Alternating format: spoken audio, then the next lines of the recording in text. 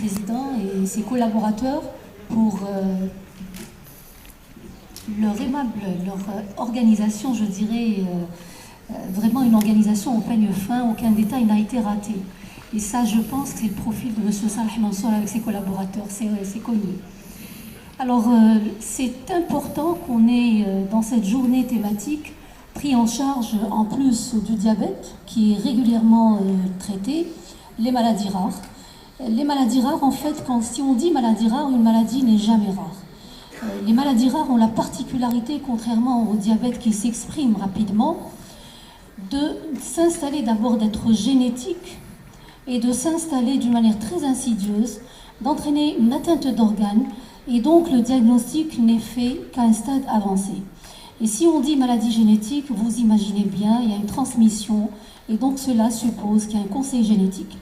Alors, le problème qui se pose, c'est que à l'ère du diagnostic anténatal dans les pays occidentaux, nous n'avons pas beaucoup avancé par rapport à ces diagnostics, à ces maladies rares, mais bon, quand même, nous avons quand même eu, je dirais, l'aimabilité et le soutien des laboratoires qui nous ont permis justement d'avancer dans le diagnostic. Alors, parmi les maladies rares, nous allons commencer par la deuxième maladie rare après la maladie de Gaucher, et c'est la maladie de Fabry. Et donc, pour cela, j'invite le docteur Aberkan à nous parler, à nous présenter ce que c'est que cette maladie de Fabry, et vous allez voir, vous allez avoir la grande surprise et vous dire comment se fait-il que cette maladie, qui atteint beaucoup d'organes, soit aussi échappe au diagnostic du clinicien. Docteur Aberkan, à vous la parole. Merci. Bonjour à tous. Vous ne pouvez pas imaginer ma joie de vous voir tous chez nous et de revoir certains d'entre vous aujourd'hui chez nous. En fait, je vais vous parler de la maladie de Fabry, mais avant de commencer, vous avez vu qu'on a vraiment mis à l'honneur notre culture et également la culture africaine en général. Et donc, je voulais quand même faire un clin d'œil à notre culture. Et avant de commencer, je vais commencer par la citation de Marcus Garvey, qui est l'instigateur du panafricanisme, qui a dit « A people without the knowledge of their past history, origin and culture is like a tree with no roots ». Une personne qui n'a pas la connaissance de son histoire et de sa culture, c'est comme un arbre sans racines. Et justement, donc j'ai mis, pour les amateurs de mythologie gréco-romaine, comme je le suis, j'ai mis, vous l'avez tous reconnu certainement, c'est Poséidon avec son trident. Et Aziz, où est-ce que je pointe, pardon? Vous ne pouvez pas pointer avec un. Ok. Donc voilà, c'est Poséidon avec son trident qu'on a l'habitude de voir, pour ceux qui sont habitués à voir des péplums ou des films où on parle de mythologie grecque. Donc c'est toujours là, Poséidon, au fond, à la surface des océans, c'est le dieu des océans, avec son trident, donc on ne peut pas le rater. Féru d'histoire, j'adore ça. Et je vais vous montrer ce tableau, c'est Oedipe et le Sphinx. Quel médecin ne connaît pas l'histoire d'Oedipe? Oedipe qui a épousé sa mère, tué son père et qui s'est crevé les yeux à la fin. En fait, ça, c'est juste la fin de l'histoire. Oedipe, à l'origine, était un héros qui est allé délivrer une cité, c'était Thèbes, des griffes d'un monstre sanguinaire qui était le Sphinx. Et le Sphinx, en fait, il tuait les voyageurs, il ravageait les récoltes, et il avait juré de ne jamais quitter Thèbes, sauf si quelqu'un répondait à son énigme. En fait, c'est un animal énigmatique. Et donc, Oedipe arrive, bien sûr, le Sphinx y réussit à répondre à l'énigme du Sphinx, à trouver, il délivre Thèbes. Mais pourquoi je vous en parle? Quel est le rapport avec la maladie de Fabry? Le rapport, c'est que la maladie de Fabry, c'est une maladie qui est secondaire à un défaut du métabolisme des sphingolipides. Et les sphingolipides tirent leur nom du mot sphinx. Pourquoi? Parce que quand on les a découvertes, on n'en connaissait pas l'utilité. C'était quelque chose d'énigmatique, et donc on les a appelés les sphingolipides. Deuxième raison pour laquelle je vous montre ce tableau, c'est que c'est une maladie génétique. Vous voyez Oedipe, vous voyez le sphinx sur lui, et c'est une maladie qui touche surtout l'homme. Elle est liée à l'X, mais elle est particulière. Pourquoi? Parce que la femme n'est pas juste enceinte, elle n'est pas juste porteuse saine. La femme aussi peut être malade.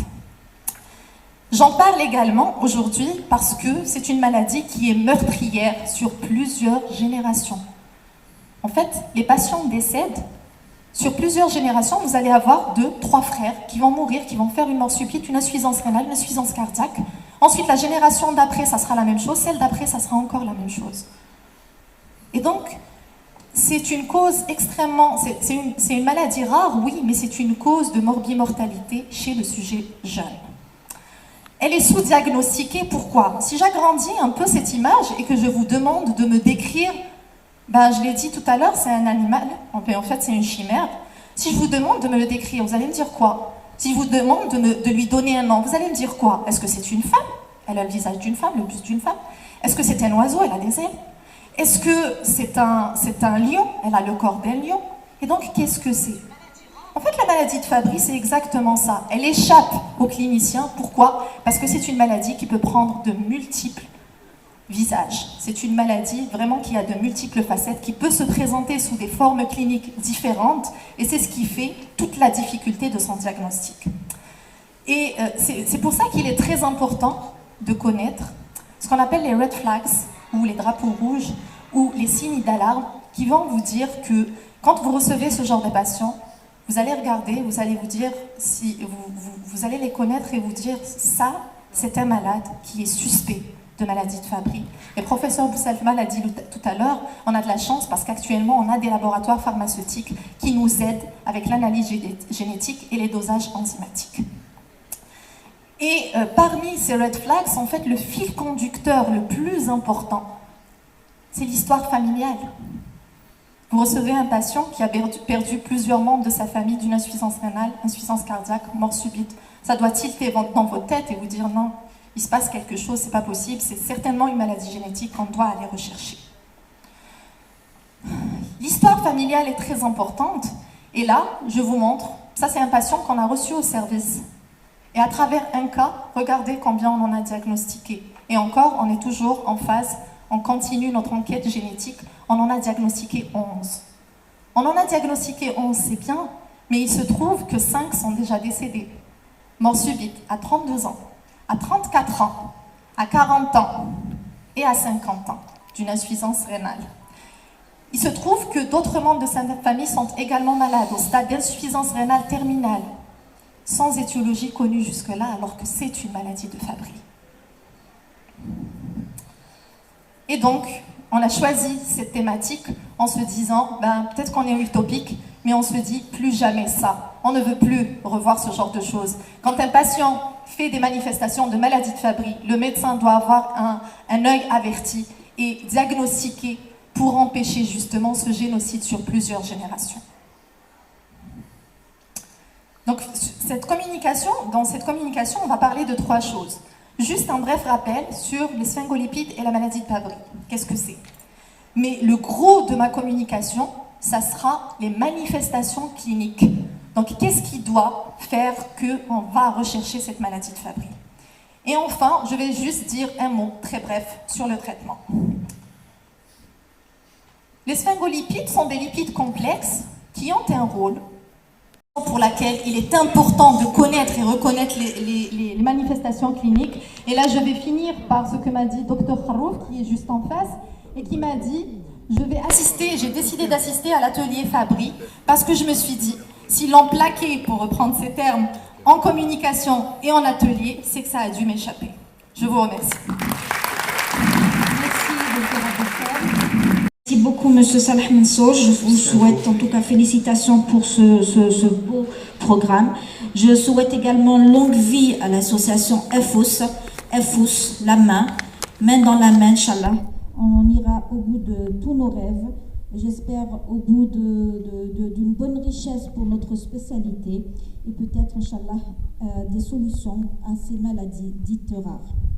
J'ai l'honneur ainsi d'introduire Madame le professeur Ali Guichi, professeur Siham Ali Guichi, qui est professeur chef de service au niveau de l'hôpital de Annaba, de l'EPH El Hadjar de Annaba, qui elle aussi va nous introduire et nous parler d'une maladie également rare, mais souvent méconnue. Et je paraphrase le docteur Aberkan ainsi que le collègue qui lui a dit, on a dû passer à côté.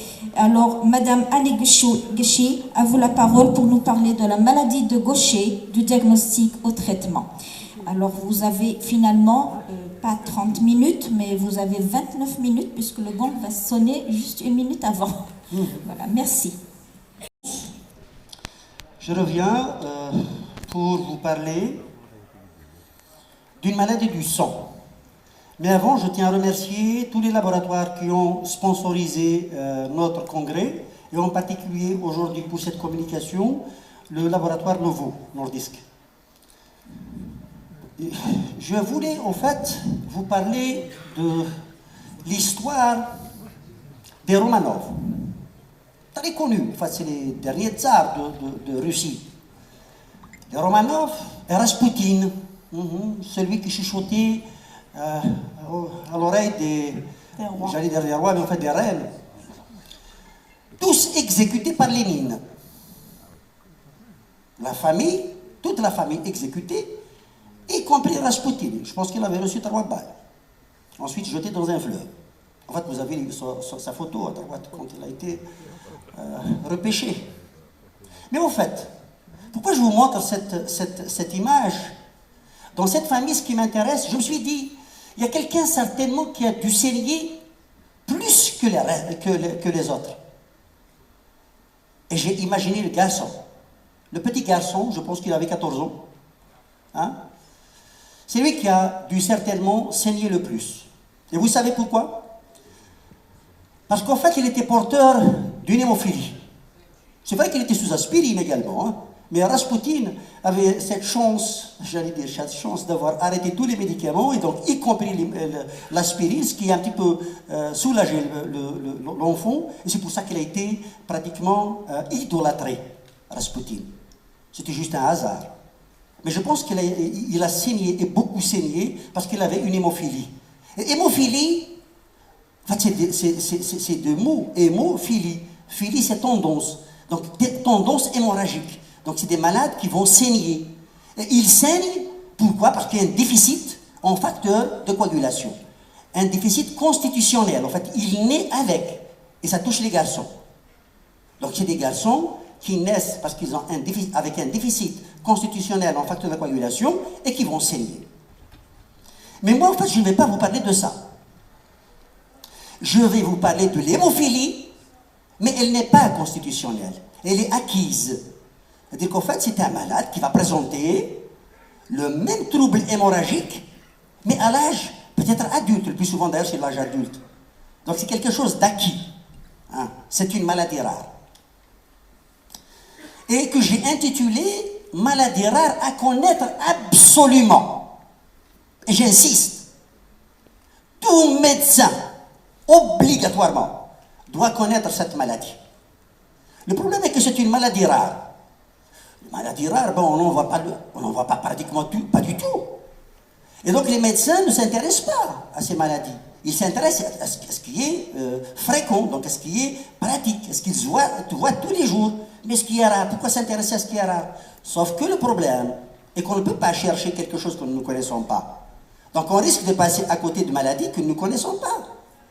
Et il se trouve que dans cette maladie particulièrement, si vous faites le diagnostic est facile. Vous sauvez une vie. Vous sauvez une vie. Et c'est pour ça d'ailleurs que j'ai intitulé cette question « Une maladie rare à connaître absolument ». Quiconque sauve une vie humaine a sauvé l'humanité tout entière. Verset du Coran. Celui qui sauve une seule vie sauve le monde entier. Le Talmud, la Torah. Je pense que c'est une vérité absolue, c'est une vérité divine. Donc je pense qu'à travers ma communication, on saura faire le diagnostic de cette maladie.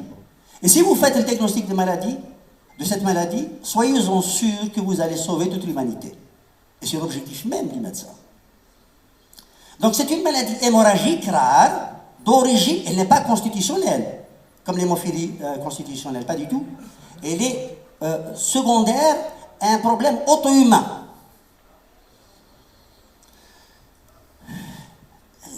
qu'elle est associée à une mortalité élevée. 1/5 à peu près de ces malades meurent. Elles meurent, donc il nécessite obligatoirement une prise en charge rapide. Mais qu'est-ce qui pose problème? Vous pensez que c'est difficile de faire un diagnostic? Pas du tout. Le véritable problème, c'est d'y penser. Il suffit juste d'y penser. Il suffit juste d'y penser. Tous les examens ils peuvent être faits au pavillon des urgences. Mais le problème, à condition d'y penser. Donc il faut y penser. Donc le diagnostic est très facile. La reconnaissance précoce est indispensable, il suffit juste d'y penser. Ensuite, une fois suspecté, vous l'orientez en médecine interne ou en hématologie. Je ferai d'abord un rappel en fait, sur cette hémostase, parce qu'il est extrêmement difficile de vous parler d'une maladie rare. Je sais que c'est certainement des souvenirs très anciens. Des événements cérébro-vasculaires et cardiaques. Quels sont les facteurs prédictifs chez ces patients? En d'autres termes, y a-t-il des particularités qui supposeraient que tel patient, quand on commence l'enzymothérapie, fera plus d'événements qu'un autre? Question très...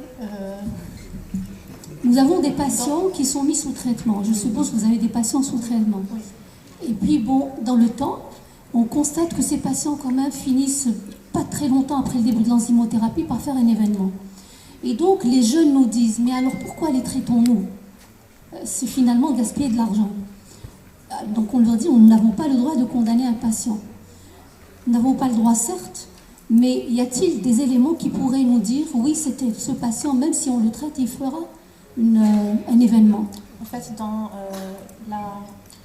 je pense que la référence actuellement, c'est le Fabry Outcome Survey, et qui a étudié en fait la relation entre certaines atteintes et justement le pronostic. Mais dans mes lectures, je n'ai pas retrouvé de facteurs prédictifs d'emblée. J'ai retrouvé des facteurs prédictifs d'atteinte sévère de la maladie, mais en fait, quand on met une thérapeutique, le patient c'est une thérapeutique, tout dépend, tout l'intérêt justement de mettre le traitement précocement, parce qu'une fois que les dégâts sont installés, en fait on ne fait que peut-être retarder en fait peut-être arrêter dans le meilleur des cas la progression de la maladie, mais pas revenir en arrière. Merci, c'est parfait, madame. Alors, deuxième orateur. C'est une deuxième question. Pour Berkane, s'il te plaît, qu'est-ce que tu penses des molécules chaperones? L'alpha-galactosidase qui est défaillante. Voilà, donc elles sont surtout utilisées, tout dépend de l'activité. C'est après le dosage enzymatique, on voit s'il y a une activité résiduelle, on peut les utiliser. Il y en a une justement, c'est la migalasta, qui est utilisée ailleurs et qui a démontré également que tout autant que l'enzymothérapie de substitution, en plus c'est plus simple parce que c'est par voie orale, donc c'est plus simple pour les patients. Merci. Je vous en prie. Est-ce qu'il y a des questions donc on passe à la deuxième communication, maladie de Gaucher. Est-ce qu'il y a des questions pour le professeur Ali Kché, s'il vous plaît?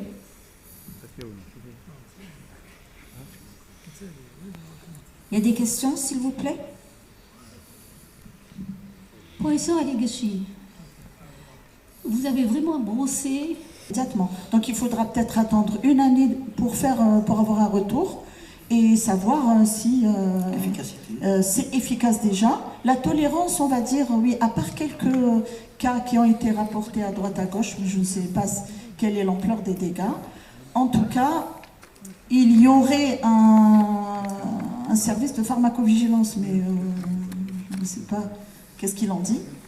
En tout cas, l'absertine a été introduite parce qu'elle serait moins chère que la molécule actuellement utilisée, les deux molécules.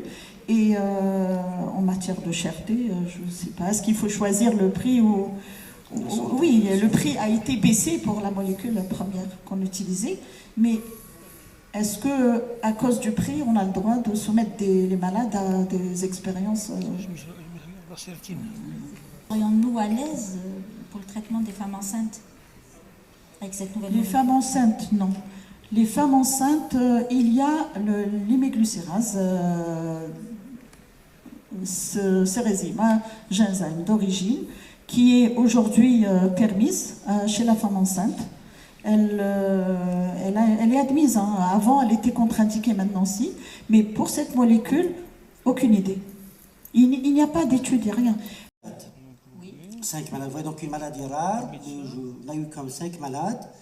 Et la dernière en date, c'est une patiente qui était suivie pour une GEM. Ensuite, on a trouvé une infection CMV et une myase nasale. Donc ça, c'était les maladies associées à cette patient. Évidemment, il était également diabétique et hypertendu. Le premier malade, c'était un sujet âgé de plus de 70 ans également, qui avait une dermatose bulleuse. L'autre malade, il n'y avait pas d'étiologie, on n'a pas trouvé d'étiologie. C'est les deux seuls malades chez qui il y avait des étiologies identifiées. C'était là. Et bon, on sent peut-être comme ça la maladie auto-immune. C'est une maladie auto-immune. Oui, en elle-même. Mais l'association, il n'y a pas de maladie associée comme ça évidente. Si. On y va rapidement aux immunosuppresseurs.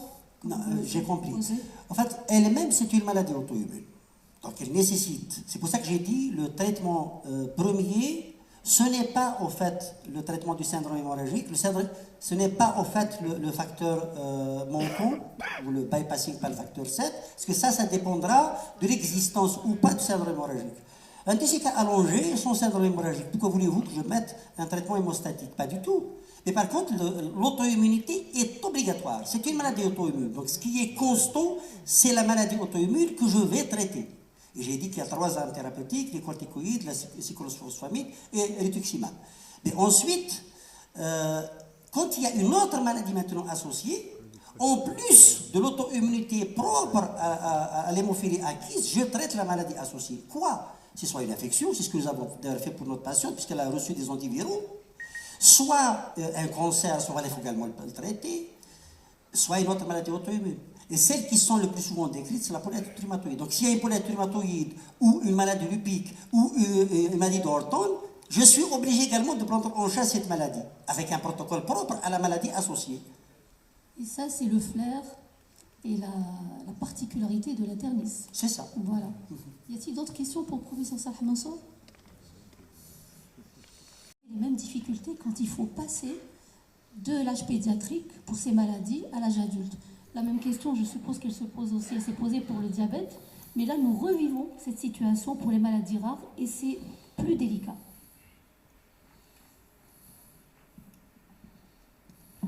Dans les recommandations sur la maladie, depuis les premières, il y a ce qu'on appelle la phase de transition enfant-adulte. C'est une phase qui est bien documentée, qui est bien réglementée, où est introduite l'éducation thérapeutique, en ce sens où on recommande aux médecins d'enfants, aux médecins d'adultes, aux parents et aux malades de se mettre autour d'une table pour essayer de passer la main et de discuter des modalités de passage d'un âge à l'autre. Malheureusement pour nous, ça n'existe pas. Nous recevons des malades avec une lettre d'orientation, en plus des collègues qui nous appellent au téléphone, je t'envoie ce patient parce qu'il a 15 ans, et qu'on reçoit. Parfois c'est mal vécu au départ, parce qu'ils sont versés dans un monde d'adultes qu'ils ne connaissent pas, qui n'est plus leur monde. Mais après, bon, nous, personnellement, j'en ai vu 3 qui sont arrivés de la pédiatrie tardivement. Ils n'ont pas voulu passer le cap, ils sont restés jusqu'à l'âge de 18 ans, je crois, et puis ensuite les pédiatres ont dit c'est bon, c'est khalas, vous allez chez les adultes. Et aujourd'hui, bon, ils sont habitués à nous, mais au départ, c'est vrai que ça s'organise, c'est toute une organisation. Merci. Nous sommes arrivés à la fin de cette première session. Je remercie les orateurs, je remercie le docteur Aberkan pour son caractère très pédagogue. Et ça, j'ai eu l'occasion de le voir, les résidents me l'ont témoigné parce qu'elle a assuré des cours au niveau du service de médecine interne de l'hôpital de Kouba. Mais vraiment, je vous tire chapeau, très pédagogue. Merci beaucoup. Merci professeur. Merci professeur Ali Bouchi pour toutes les précisions que vous nous avez apportées. Merci professeur Saleh Mansour pour cette Merci à organisation et merci aussi d'avoir permis à vos éléments de venir enseigner avec nous à Cuba. Oh, il n'y a pas de problème. Je vous en c'est suis avec joie. reconnaissante. Merci. Merci beaucoup. Bien, merci.